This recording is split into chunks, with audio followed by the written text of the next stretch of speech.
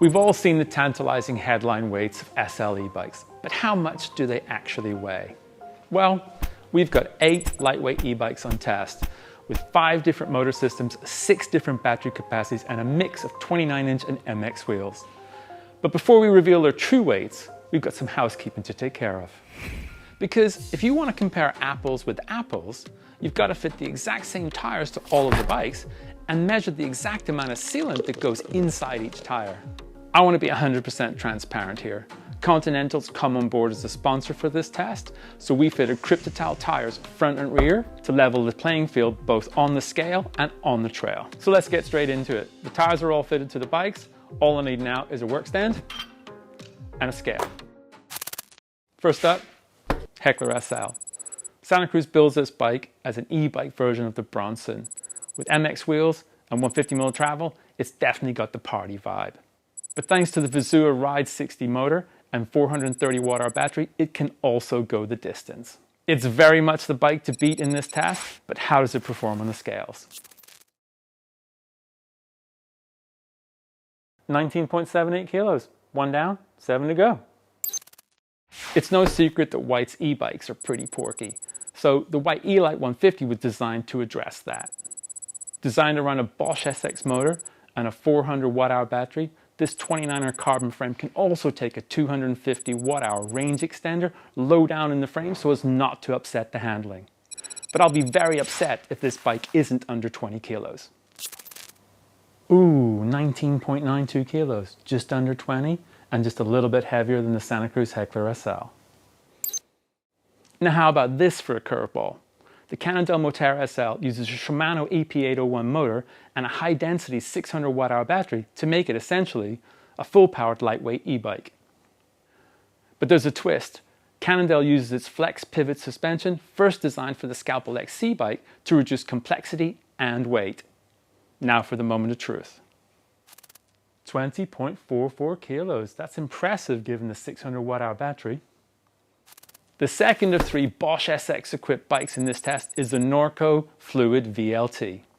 It blends a carbon front end with an alloy rear end to help balance the budget, and it also balances travel at 140mm front and rear. But let's see how that cheaper alloy rear end affects the bike on the scales. 19.90, and it just sneaks into second place.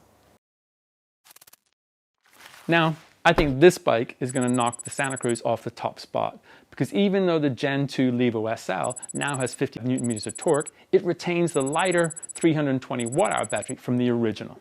So it should be super competitive on the scales, even if it's taken a hit on the range. Let's find out. 18.48 kilos, the lightest bike, and by a healthy margin. Now for the big hitter in this test. The orange Phase EVO LE has Fox factory suspension and 160mm travel front and rear.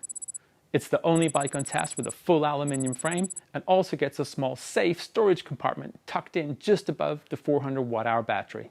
But with all that travel and metal, can it compete on the scales? 20.82. That's the heaviest bike so far.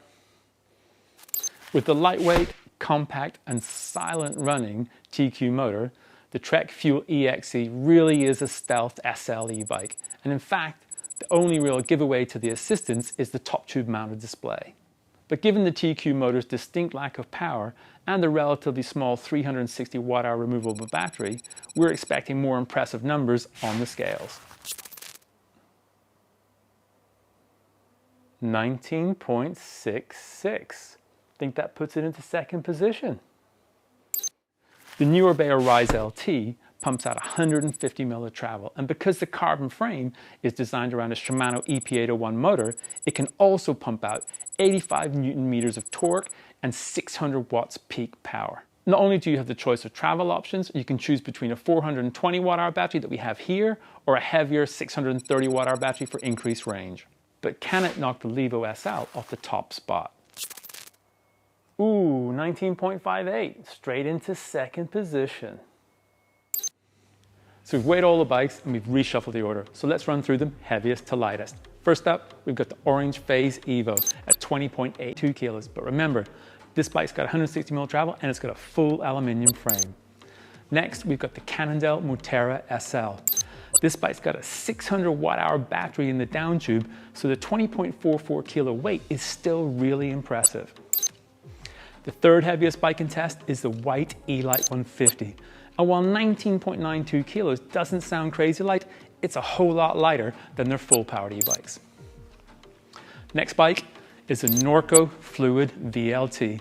It's got an aluminium rear end and a carbon front end and comes in at an impressive 19.90 kilos. Now we're at the bike that could possibly win this test, the Santa Cruz Heckler SL. 19.78 kilos. It isn't crazy light, but this bike's an absolute ripper. The third lightest bike in test is the Trek Fuel EXe. 19.66 kilos, but remember, it's only got a 360 watt-hour battery, so that definitely gives it an advantage on the scales. The second lightest bike on test is the new Orbea Rise. It's got 150mm travel in the rear, 160 up front. This bike is an absolute flying machine. Now we have the lightest bike on test, the Specialized Turbo Levo SL. It's the SL bike that all others are measured to, and it weighs 18.48 kilos. And it was even lighter with the Specialized tires fitted as standard.